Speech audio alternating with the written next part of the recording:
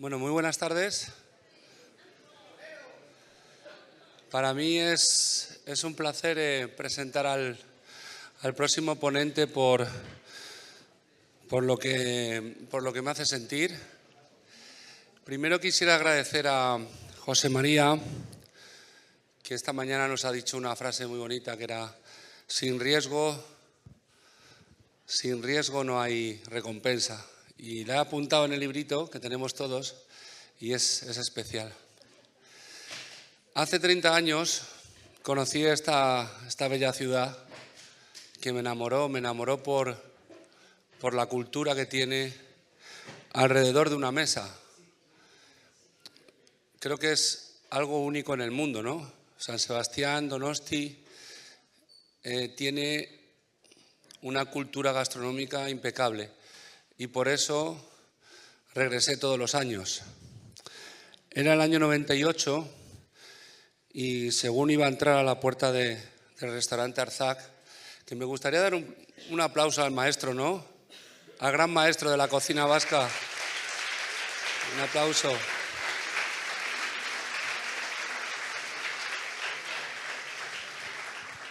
Y de pronto voy a entrar en la puerta y se oye ¡boom!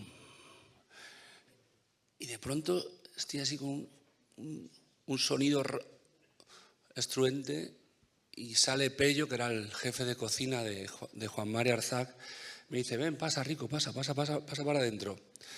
Y habían puesto, pues había habido un atentado en Ichaurrondo, ¿no? En el cuartel de Ichaurrondo. Para mí eso fue impactante, ¿no? De pronto a las 2 de la tarde llama a mi madre, Arzac: oye, ¿está mi hijo ahí? Sí. Dice: su hijo está bien. Estuve aquí un mes, el mes más bonito de mi vida, trabajando en Arzac. Recuerdo todavía los delantales calientes cuando los planchaban y me los ponía. Y creo que fue un máster precioso que jamás olvidaré con Elena y con Juan Mari, que siempre me han acogido en su casa, ¿no? Pero hace casi 20 años, un loco en la frontera del País Vasco se inventó Diálogos de Cocina, al cual yo vine al primer año y al segundo y al tercero y a todos.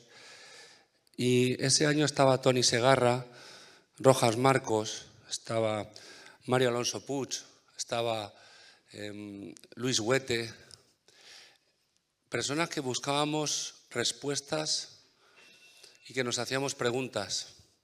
Y ese loco cambió mi vida a nivel personal y a nivel profesional, al que le estoy muy agradecido, que es Andoni Luis Adurich. Gracias. Gracias. Yo voy a hablaros del miedo escénico, que es el que tengo. Entonces, en Madrid Fusión Bogotá, en el 2015, viajo con Andoni, viajo con Joan Roca, viajo con Elena Arzac, con Francis Paniego, y nos presentamos en un congreso donde había más de 1000 personas apuntando con una libreta, y de pronto estaba en el backstage. Yo iba a hablar del cochinillo, que era lo que sé, ¿no? Era mi historia familiar, y de pronto empiezo a sentir un miedo atroz y digo: aquí está pasando algo. Porque quería impresionarles, pero de pronto me pregunto: Mario, yo creo que tú tienes que, en vez de impresionarles, tienes que iluminarles, ¿no? Y enseñarles lo que sabes. Entonces, desde ese momento empezaron a bajar las palpitaciones, empezó a sentirme yo, ¿no? Y el miedo desapareció. O sea, cuando ya el juicio final de la audiencia no me importaba nada, porque lo que quería era enseñarles lo que me habían enseñado mis padres, ¿no? Que era el amor por la cocina. Desapareció el miedo completamente, ¿no? Y creo que eso es importante a la hora de reflexionar. Y por último, pues quiero presentar a una de las personas que más admiro en este mundo. Es un gran torero, es una persona con un corazón grandísimo, que nos ha hecho el favor de venir desde México, de Aguascalientes, a estar con nosotros, a hablar del miedo. Y creo que pocas personas relacionan el miedo con el amor. Todo siempre está relacionado con la valentía. Y el miedo con el amor lo que te hace es acercarte a lo que tú tienes y a tu pasión, ¿no? Que en este caso es el toro bravo, la tauromaquia. Y esa pasión que él tiene por el toro bravo, por la tauromaquia, hace que vada esos miedos y que supere esos miedos. Así que Pablo García Mancha va a entrevistarle, que este señor tiene las dos pasiones mías, que es la gastronomía y la tauromaquia. Y con todos ustedes, Andrés Rocarrey.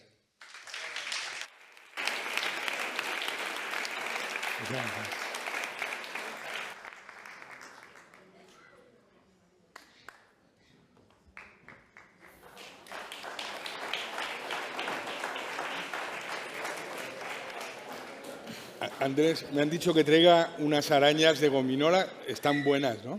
Sí, Están muy ricas. muy buenas. Damos.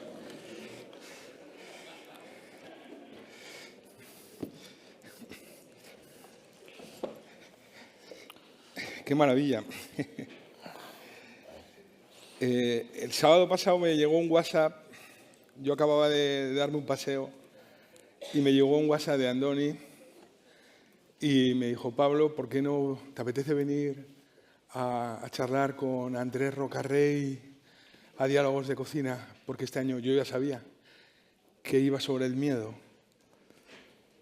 Claro, yo ya hace tiempo que no entrevisto a toreros porque he dejado el periodismo, pero eso es lo de menos. Y acababa de ver la peli Tardes de Soledad, que si no la habéis visto, es una película la que ha ganado la Concha de Oro de San Sebastián, y tenía todavía la cabeza en el coche de cuadrillas de Andrés.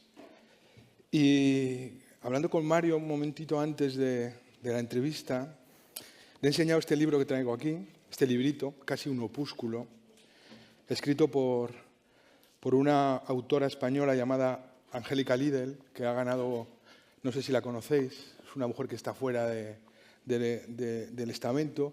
Hizo un trabajo con un torero onírico que es Rafael de Paula, torero gitano de Jerez, extraordinario, que hablaba con él sobre la vida y sobre la muerte, que es una buena parte del toreo.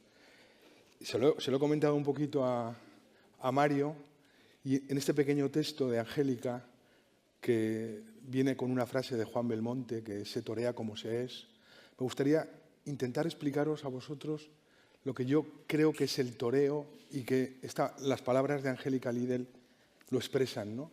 Estando además Andrés Rocarrey delante, que es un personaje extraordinario, como luego vamos a ver. Os voy a leer, es muy breve.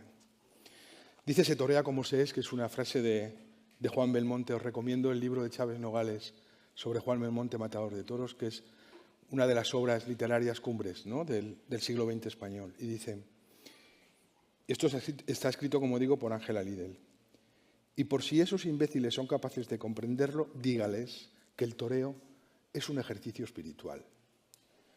¿Quién ha dicho que haga falta las piernas para torear? Olvidarse de tener cuerpo es lo único que hace falta para torear. Querer morirse es lo único que hace falta para torear. Hay días tristes que duran meses. Hay días tristes que duran toda la vida. No saldrá de mi boca ni una sola palabra sobre la felicidad. Tengo la fortuna de desear fervientemente, con todas las potencias de mi alma, aquello que más puede perjudicarme. Esa triste cornada que yo he deseado siempre con ferviente anhelo ha sido lo que me ha librado de muchas cornadas. Lo único que nos libra de la muerte es desearla. Hay que ofrecerle gallardamente al destino el sitio por donde pueda herirnos. No es para divertirse la fiesta, no es para divertirse. La fiesta es para ponerle nombre a los dolores. Nos matamos de puro amor. Lo que se hiere es la herida. El que mata es el que sufre, y el que muere resucita a los 3 días. Lo dicen los tambores de los negros, también los tigres, los leones y las panteras. Los dicen todos con las tripas fuera. ¿Quién me prohíbe salir en busca de una muerte hermosa? sed de espanto, sed de horror y sed de piedad, ansia de ser nada. Siempre seré inferior a lo que de mí se espera. Nunca sé por quién me aplauden, ni por qué me gritan. Solo sé que dentro de un ratito estaréis cenando en vuestras casas sin haber entendido nada mientras la muerte rodeaba mi cintura. Se torea con Dios dando vueltas alrededor. Y dígale a ese idiota que no se entera que la venganza de los críticos nunca servirá de placer a los dioses. Que escriba con sangre y entonces se dará cuenta de que la sangre es espíritu. La voluntad no puede nada. No se enamora uno a voluntad, ni a voluntad se torea. Se torea como se es, se torea como se ama.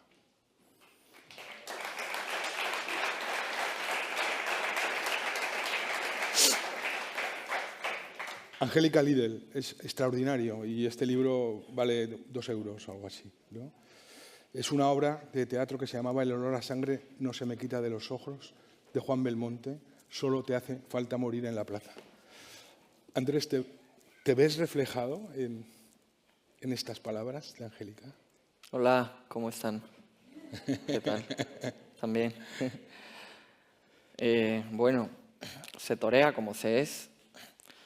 Yo creo que, ya que estamos aquí, se cocina como se es también. Y sobre todo como se está. Como está uno por dentro, en tu mundo interior. Y realmente cuando lo tienes claro y cuando en tu intimidad, y lo vuelvo a repetir, en tu mundo interior hay paz, serenidad, tranquilidad, es ahí cuando sacas verdaderamente las mejores cosas de ti, ¿no? Como artista, como chef o como humano, ¿no? ¿Y esa búsqueda te deja dormir? Sí, mientras más la busco, mejor duermo, la verdad. Más descanso, más paz tengo, más tranquilidad. Y yo creo que eso también Yo soy joven, tengo 28 años aquí. Habrá gente con muchísimo más experiencia que yo, tú mismo, ¿no? Pero sí es verdad que mientras más la busco, más la encuentro.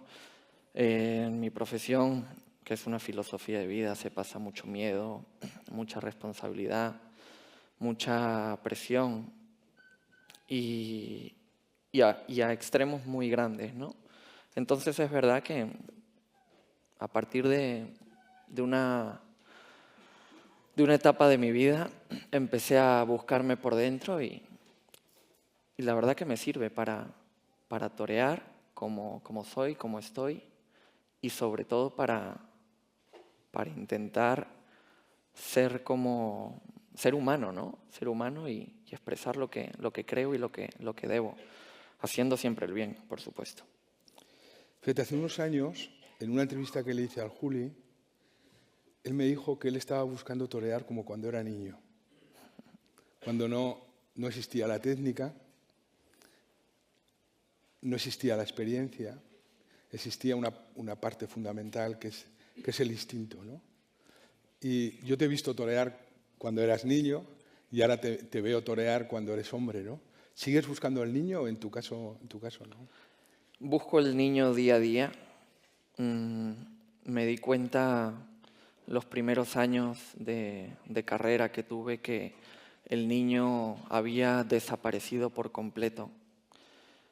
Muchas veces, bueno, tenía metas muy altas, muy grandes, y eso me llevó a, suena un poco feo, pero a hacer cosas que yo no quería, ¿no? Si se puede decir, como me sentía un poco prostituido, ¿no? Toreando a veces, ¿no?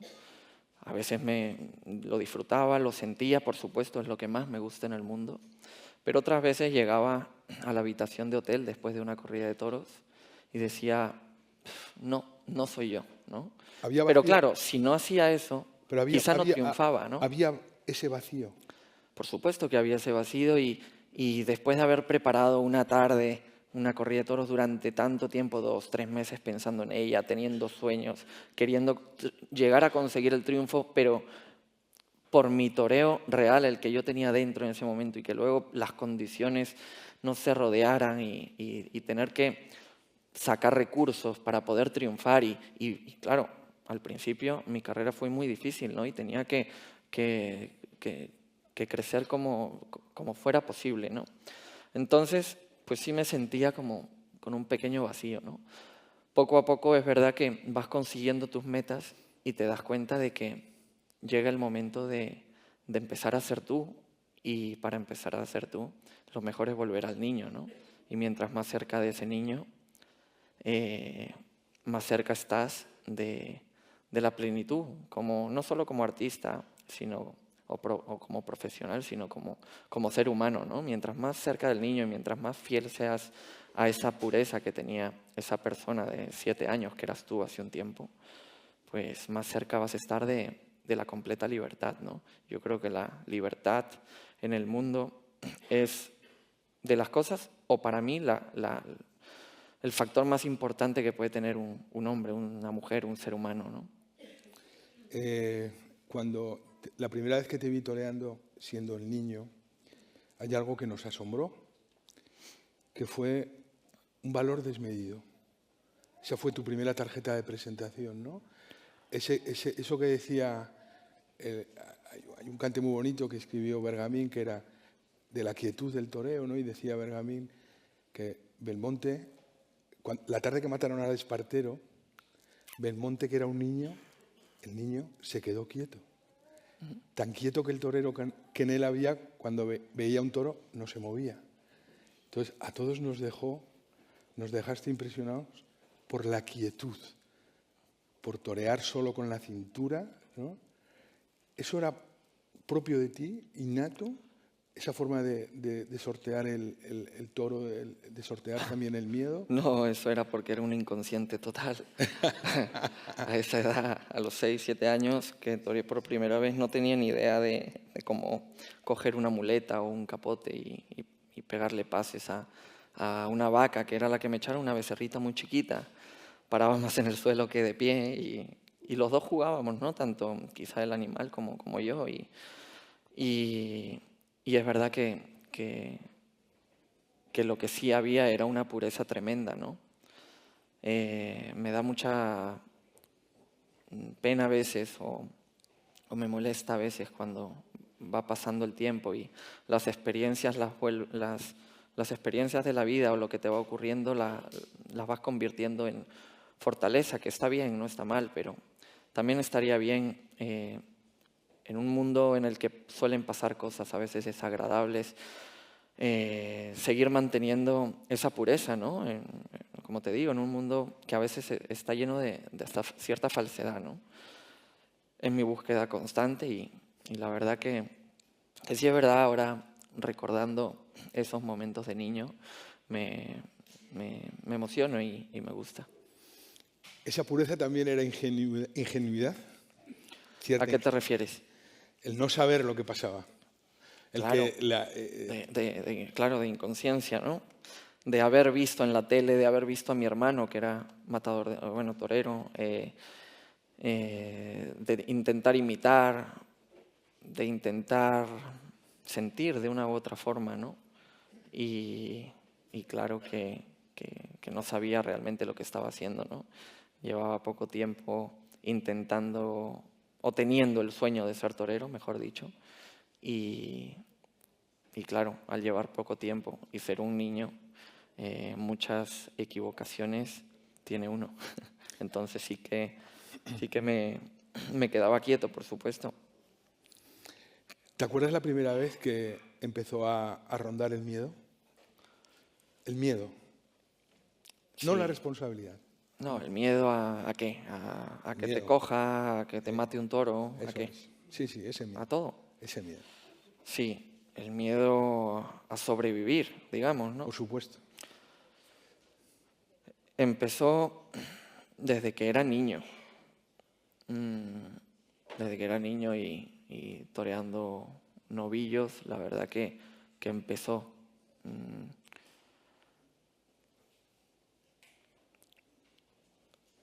Es una profesión en la que tienes que tener muy claras tus metas, tienes que tener sueños muy grandes, porque nadie te puede obligar a esto. O sea, yo creo que mis papás me lo quisieron quitar de la cabeza y realmente no pudieron, porque mis sueños eran muy grandes en esto.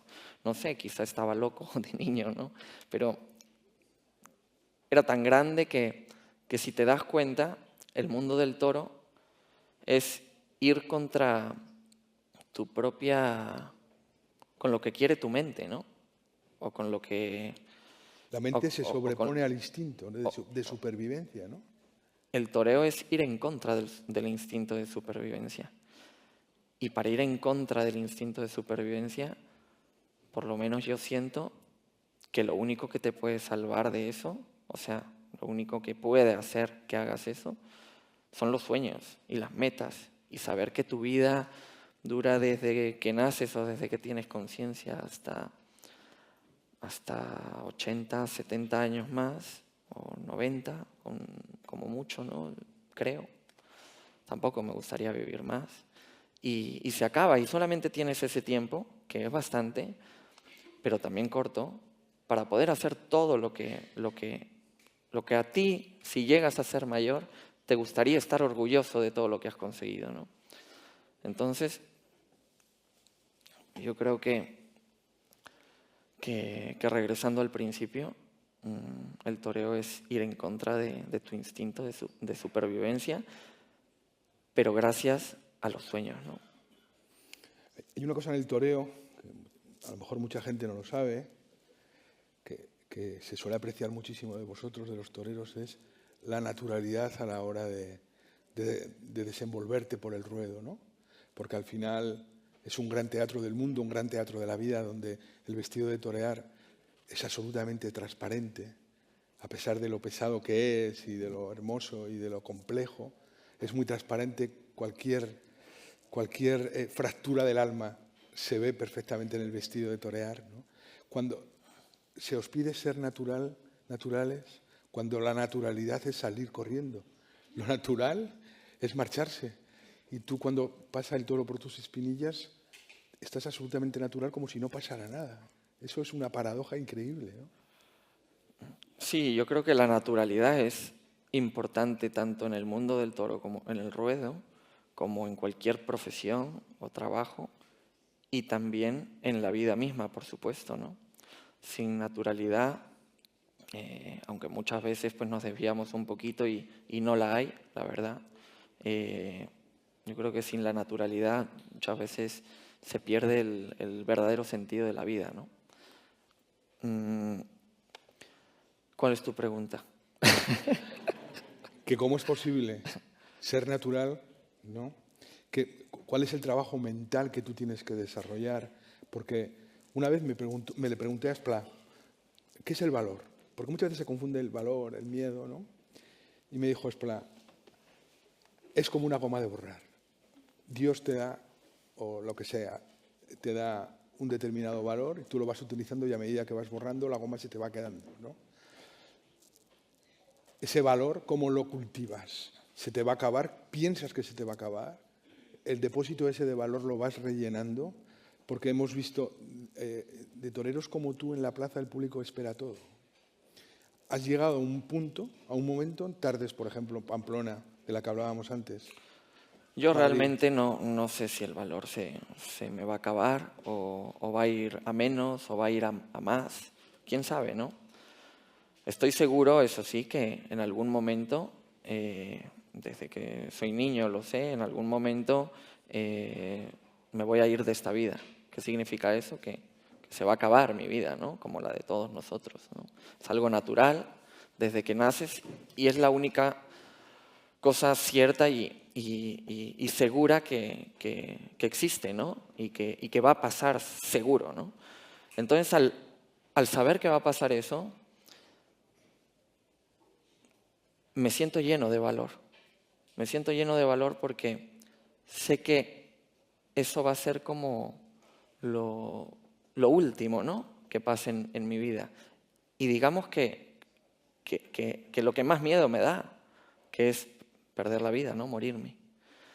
Entonces, cuando tú eres consciente de que ese momento va a llegar, sea de viejo, sea un accidente o una enfermedad, cuando tú eres consciente de que ese momento va a llegar, lo demás como que ya no te da tanto miedo, ¿no? Y el valor pues aumenta o digamos que el valor aumenta y el miedo baja, ¿no?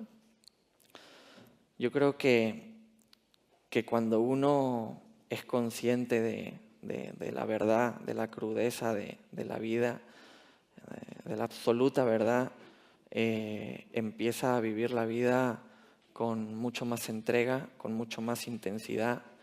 Y las cosas que te pueden dar miedo, como que yo ahora mismo, que me da muchísimo miedo trabarme la lengua o decir una tontería y que se rían de mí, pues ya no me dan, ¿no? O sea, si lo que verdaderamente me da miedo es morirme, porque no sé lo que hay después, aunque crea en Dios, pero me da cierto miedo, ¿no? Claro, claro. Creo mucho en Dios, pero me da como cierto miedo irme para allá, ¿no? Pero si yo sé que va a pasar eso, ¿qué otra cosa me puede dar miedo? O sea, intentarlo todo en mi profesión,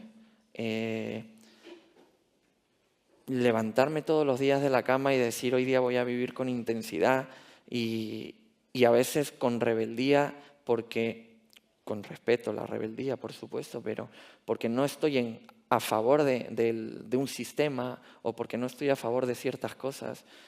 Y siento que yendo con verdad y con pureza puedo conseguir lo que yo quiero y tengo muchos sueños y los quiero cumplir.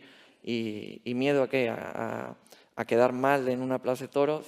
Si estoy dispuesto a que me coja un toro muchas veces, ¿cómo me va a dar miedo o más miedo el miedo escénico, ¿no? O si estoy dispuesto a que un toro me pegue una cornada un día en una plaza importante porque mis sueños lo dicen, que no quiero que me pegue una cornada, pero si estoy dispuesto a ello y a entregarme, ¿cómo me va a dar miedo que me coja un toro y que me haga un rasguño? Y si estoy dispuesto muchas veces por ese sueño tan grande que tengo que conseguir, que es ¿no? alcanzar lo que quieras en el mundo del toro, en mi profesión, si estoy dispuesto a dar la vida, ¿cómo ahora me va a dar miedo todo lo demás? ¿Entiendes? O sea, es muy difícil para mí de conseguirlo, pero cuando lo consigo y cuando me estoy preparando para una corrida importante, especial, empiezo a vivir la vida completamente diferente, de otra forma, pero por completo, ¿no?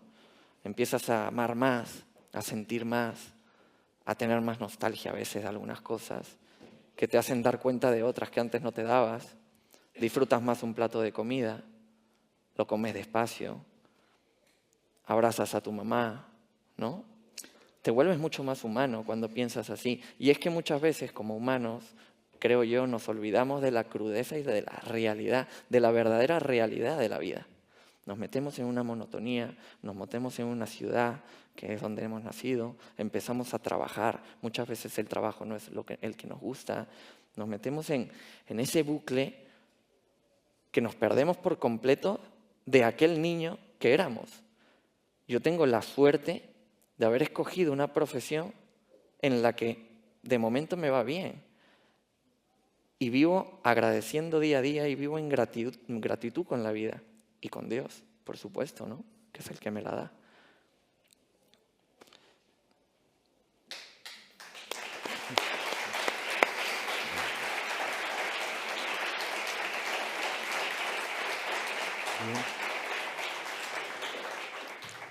Andrés, el toro está ahí. ¿Qué es el toro? Un animal.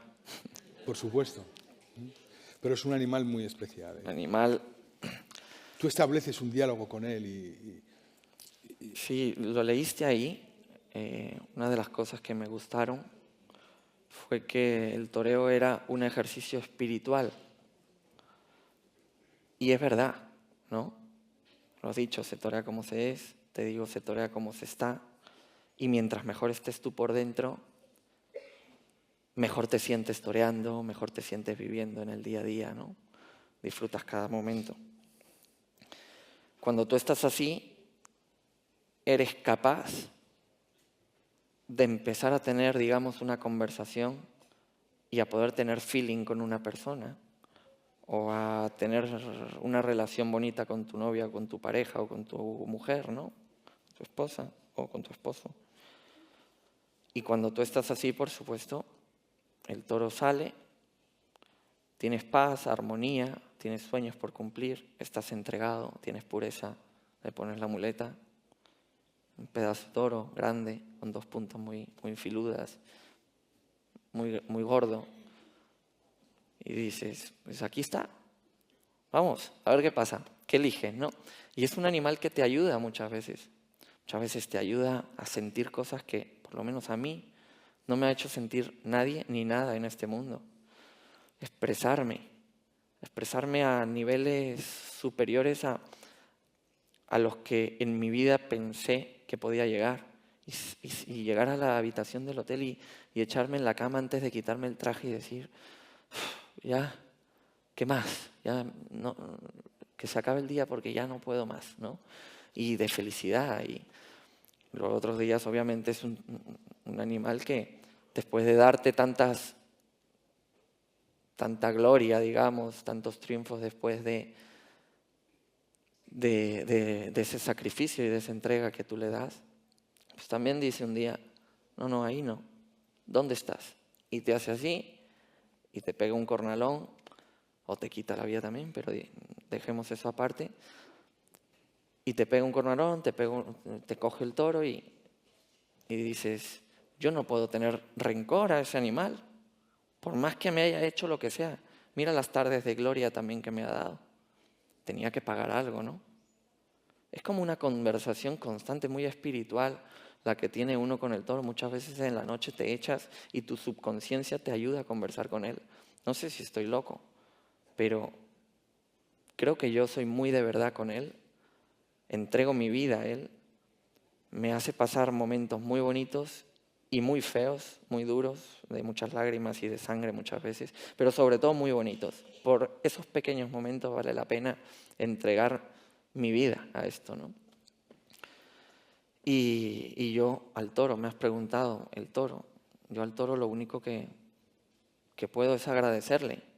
Y por eso intentamos los aficionados, los toreros, los ganaderos, cuidarlo, ¿no? Es una especie única en el mundo.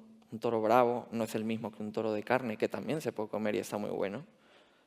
Pero como aquí en esta vida todo es negocio, pues el toro bravo sirve únicamente para torear y luego pues, aprovechar su comida, por supuesto, pero no es negocio tenerlo, ¿no? Entonces, pues el que verdaderamente cuida de ese toro después de todo lo que te da, somos nosotros. Si no, pues desaparecería también, ¿no? Yo no sé si tenemos tiempo para seguir un poquito más, creo que sí, ¿no? Me gustaría preguntarte, Andrés, ¿conocéis la película Tardes de Soledad, ¿no? Que ha ganado la Concha de Oro de San Sebastián? No sé si la habéis visto, pero os gusta o no os gustan los toros, hay que verla, ¿no? Y el protagonista es Andrés, pero le he dicho a Andrés, yo creo que tú eres el protagonista porque tenía que haber un torero, pero es la vida de un torero, un día de un torero, ¿no? Podía ser tú, eres tú, pero podía ser cualquier otro, da igual, ¿no? Entonces hay una anécdota que me has contado antes muy bonita, porque te estuvieron grabando durante 700 días, ¿no? Una barbaridad de días.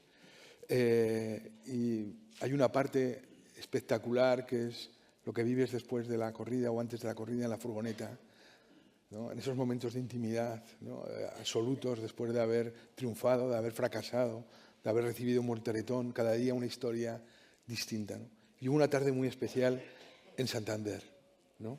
Y te pasó algo extraordinario que me has relatado antes, que yo lo vi en la película, pero no tenía ni idea que había sido así. Me parece de una belleza, porque además tiene que ver con lo que hablábamos, ¿no? Del respeto y de la lealtad al toro, de lo que te pasó. Que me lo cuentes, que nos lo cuentes. Hemos hablado mucho, no sé a qué te refieres.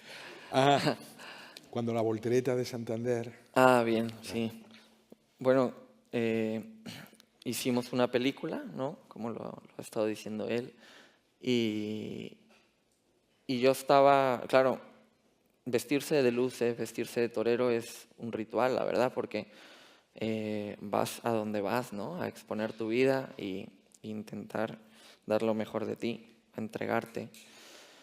Y me acuerdo de que me querían poner un micrófono para escuchar todas mis respiraciones, lo que yo decía, lo que le hablaba al toro. Ya bastante había aceptado con que entren a la habitación y me vieran vestir, que nunca entraron ni mis papás ni mis hermanos a verme vestir de torero, ¿no? O sea, es un momento bastante íntimo y de mucho miedo, por supuesto. Me acuerdo que me ponen el micrófono, lo acepto porque tenía que aceptarlo para que la película saliera bien. Y apenas me lo ponen, salgo del hotel y me olvido que tengo el micrófono. No te imaginas las barbaridades que decía y lo que tenían que cortar, ¿no? Han cortado muchas cosas, gracias a Dios. Y me acuerdo que el toro este, de la conversación que hemos tenido, me cogió, me pegó una voltereta muy fuerte, me estampó contra las tablas y la verdad que fue un susto bastante grande, pero no me pasó nada, fueron golpes. Pero es que fue horrible, ¿no? Me estrelló contra la pared, ¿no? Y hay un momento en el que Cayetano te va a hacer el quite. Sí, y lo coge el toro. Y le coge el toro y tú estás señalando, cuidado que le va a coger. Cuando ya al toro se lo llevaban, gracias a Dios pude triunfar con él, me acerco y sin acordarme que tenía micro, cojo y digo, me has perdonado la vida, ¿no? Claro, yo no me acordaba de eso. Luego veo la película y veo esto. Y digo, oye, es increíble que yo cuando me pongo el traje de luces estoy en una dimensión y ahora mismo en frío cojo y digo, ¿cómo eres capaz de hacer esto, no? O sea, ¿qué nivel de conciencia, o qué chip o la adrenalina será la que te lleva a una dimensión completamente diferente, ¿no? O sea, me has perdonado la vida y con tanta tranquilidad, o sea, yo vi eso y me impactó, ¿no? Y la verdad, como esas deben de haber un montón, gracias a esta película, pues las he visto, ¿no? Andrés, me dicen que terminemos. Muchísimas gracias. Vamos ya a comer, supongo, ¿no? Que estamos aquí rodeados de chefs extraordinarios. Le he llamado a Curro Romero, y le he dicho, voy a entrevistar a Andrés Rocarrey en un congreso de cocineros. Curro Romero dice que el mejor público del mundo es el del tenis y el de los toros, ¿no? Y me ha dicho, Curro, dile a los cocineros que qué difícil es comer despacio cuando se tienen ganas de comer. Muchísimas gracias.